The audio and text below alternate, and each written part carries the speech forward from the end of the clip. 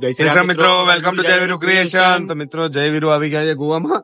કે ભાઈ ગોવાની અંદર સેકન્ડ ડે માં આપણે બધી વસ્તુ સવારે તમને જોયું હશે, બધું એન્ડ કર્યું. અને આપણે મેઇન વસ્તુ કે લોકોનું ફેમસ છે બર્ગર મેનિયા કરીને. બર્ગર ફેક્ટરી ભાઈ, મેનિયા નહીં, બર્ગર ફેક્ટરી કરીને ગોવામાં ફેમસ છે ભાઈ. આપણે ત્યાં ટ્રાય કરી અને જોઈએ કે આપણે બર્ગર મેનિયાનું બહુ ભાવ્યું હતું ને એટલે ટ્રાય કરીએ. મેન્યુ બતાવો. જો મેન્યુ આવું છે.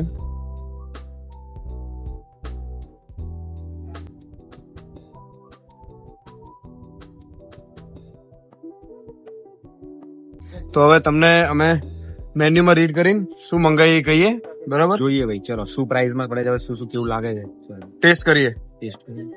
તો ભાઈ શું ઓર્ડર આપ્યો આપણે?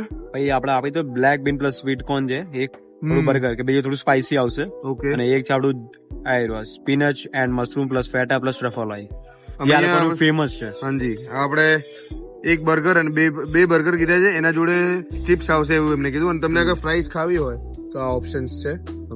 વેજ નોન વેજ બંને છે, પણ આપણે તો વેજીટેરિયન છે એટલે એગલેસ જ કીધું છે. પણ જોઈ શકો છો આખું મેન્યુ. હવે આવે એટલે તમને કહીએ, બરાબર? પહેલો બર્ગર બ્લેક બીન સ્વીટ કોર્ન પ્લસ એગલેસ એટલે એગલેસ છે, બરાબર? બહુ રટીને બોલવું પડે છે, બહુ બધી આઈટમ્સ આ છે આપણું spinach mushroom plus feta truffle oil. આ થોડુંક સ્પાઇસી રહેશે. અને આ વસ્તુ જે આપણે બહુ ઓછી પ્રીફર કરતા તમે સાથે મેયોનીઝ છે. યસ. ઓકે, બંનેમાં છે. ડન. હવે ટેસ્ટ કરીને તમને કહીએ બંને. ટેસ્ટ કરીને જોઈએ કેવું લાગે છે. ચલો ભાઈ ટ્રાય કરવા જઈ રહ્યા છીએ આપણે. કયો છે એ નામ લેવાનું તમને લખેલું આવી જશે નીચે. અરે ભાઈ આ એક પીસ મને બંને છે ને શું કર્યું ભાઈ, બે અલગ અલગ બર્ગર હતા. એક પીસ મેં આપ્યું તો એક પીસ મેં લીધો છે. જો બરાબર છે. એટલે આ જે તમને દેખાય છે ને આ એ આપણે બ્લેક બીન છે, બરાબર, સ્વીટ કોર્ન વાળો. અને જેમાં તમને આમ પછી થોડુંક જેમાં તમને આ દેખાય છે વચ્ચે, તમને દેખાય છે આખો ગ્રીનિશ અરે ટ્રફલ ઓઇલ નાખેલું બી દેખાય છે ઉપર જેવું છાંટેલું. એ આપણું છે ટ્રફલ ઓઇલ વાળું. અક્ષર હતું એ spinach plus mushroom plus truffle oil. Okay, આ સ્પાઇસી વાળું છે અને આ સ્પાઇસી વાળું છે, અને આ લોકોનું ફેમસ છે. કેમ કે નામ થોડાક મોટા છે તો અચકાવવામાં થાય છે, એટલે વાંધો નહીં, આપણે પેલા ખાઈ લઈએ.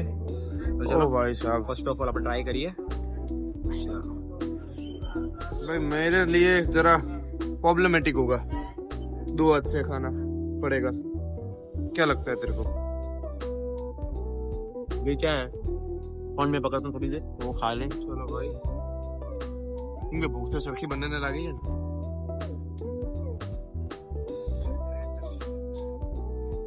स्पाइसी लगी है.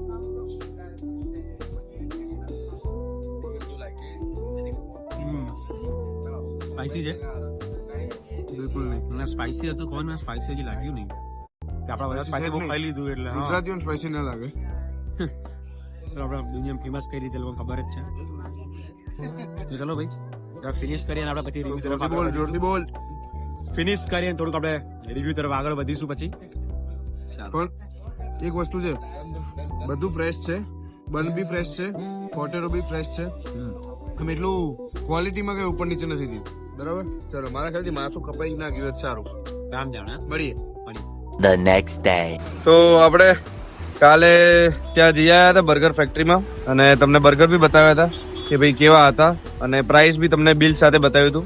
કેટલા થયા હતા ભાઈ? આપણે ટોટલ 1160 રૂપિયા થયા હતા બે બર્ગરના, કે જેમાં તમે જોયું કે બર્ગરની સાઇઝ કેટલી હતી, અંદર શું કઈ ઇન્ગ્રેડિયન્ટ્સ હતા, અને સાઈડમાં પોટેટો ચિપ્સ હતા. હતું. એટલે આપણે એક સ્પાઇસી વાળું કીધું હતું થોડુંક, અને એક નોર્મલ કીધું હતું. એ આપણે તમને નીચે લખીને આવી જશે કયા કયા કીધા હતા, અને એની પ્રાઇસ બી આવી જશે.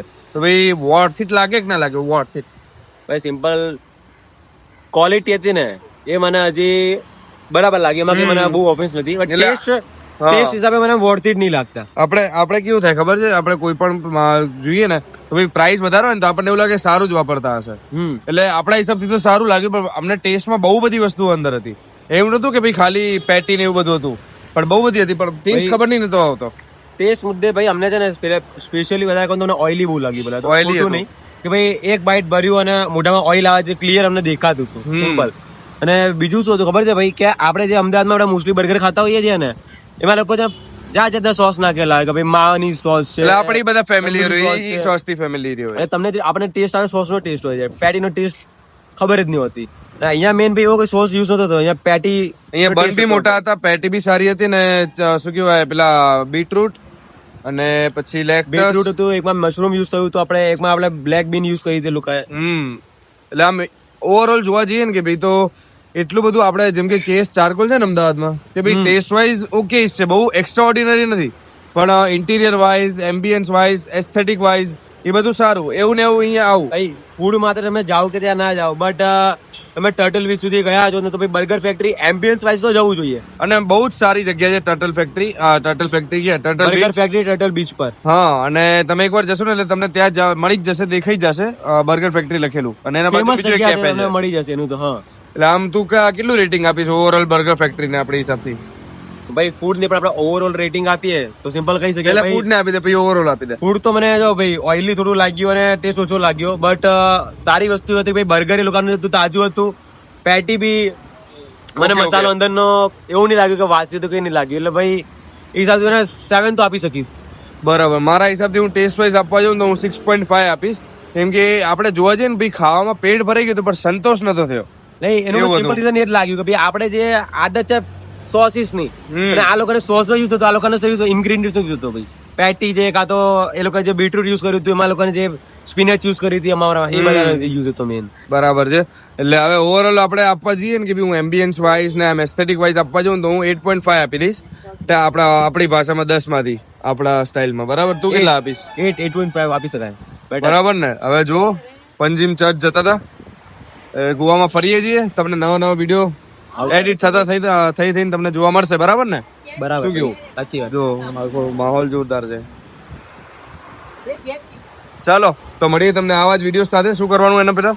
સબસ્ક્રાઇબ કરો, ફોલો કરો. ઇન્સ્ટાગ્રામ પર તમે તમારા રિવ્યુઝ પણ જાણી શકો છો. રીલ્સ Comment પણ મૂકી શકો છો. ભૂલતા નહીં ભાઈ. અને લાઈક કરો, શેર કરો, કમેન્ટ કરો, સબસ્ક્રાઇબ કરો અને બેલ આઇકન દબાવી દેજો તો તમને નવા વિડીયો આવે ને તો એની નોટિફિકેશન આવતી રહે. ચાલો મળીએ. જય શ્રી કૃષ્ણ.